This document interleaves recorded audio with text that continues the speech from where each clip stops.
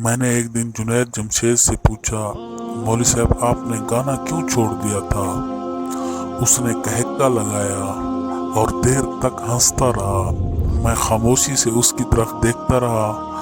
उसने ऐनक उतारी, टिश्यू से आंखें साफ की और हंसते हंसते जवाब दिया, यार तुमने मुझे जिस अंदाज से मौलवी साहब कहा है मैं वो इंजॉय कर रहा हूँ। तुम मुझे ये इंजॉय करने दो, तुम मुझे ये इंजॉय करने दो।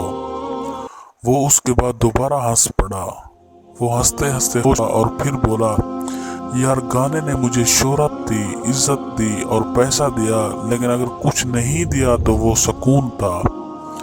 सुकून मुझे मौलवी साहब बनकर मिला और ये जब मुझे मिल गया तो मुझे पता चला सुकून दुनिया की सबसे बड़ी नेमत है। पैसा, इज्जत और शोहरत तीनों मिलकर भी इसका मुकाबला नहीं कर सकते। वो इसके बाद दोबारा हंसा और बोला, मैं बहुत बड़ा शो करना चाहता था। मेरी ख्वाहिश थी कि दूसरे गुलकार, मौसीकारों और अदाकारों के खेमे दाएं बाएं हूँ। मैं 1992 में अमिताभ बच्चन का खेमा दरमियान में था। लोग उसके हाथ चूम रहे थे, वो उस पर वारी वारी जा रहे थे, वो उसके साथ तस्वीरें ले रहे थे और एक दूसरे को रौंद रहे थे। मैंने ये इज्जत देखी तो मेरे दिल में ख्याल आया, क्या मैं भी कभी इसमें पहुंच सकता हूँ? लोगों की ये इज्जत मिल सकती है। वो शायद कबूलियत की घड़ी थी। अल्लाह ने मेरी दुआ सुन ली और वो वक्त आ गया जब मेरा खेमा ठीक उस जगह था जहाँ कभी कभी अमिताभ बच्चन ने रातें गुजारी थी। नौजवान लड़कियां और लड़के इस दिन मेरे साथ तस्वीरें बनवाने के लिए एक दूसरे पर गिर रहे थे। मुझे बहुत खुशी हुई, मैं अंदर से निहाल हो गया। वो कई दिन से इस सरशारी में रहा, लेकिन फिर वो खामोश हो गया।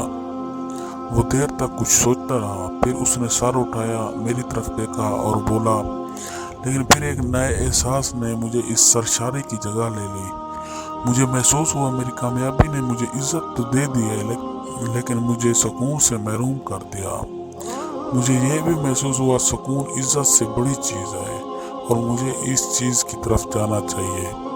मैं खामोशी से सुनता रहा, मैं इसके बाद भी गाता रहा, लेकिन मेरा गाना सुनते थे लोग, मेरा गाना सुनते थे, झूमते थे और मुझे चूमते थे। दिल दिल पाकिस्तान, सांवली सलोनी सी महबूबा मेरी पहचान बन गया। मैं जहाँ जहाँ जाता लोग मुझसे फरमाइश करते तो गुनगुना कर आगे निकल जाता, लेकिन मैं अब इज्जत के साथ सुकून भी तलाश कर रहा था।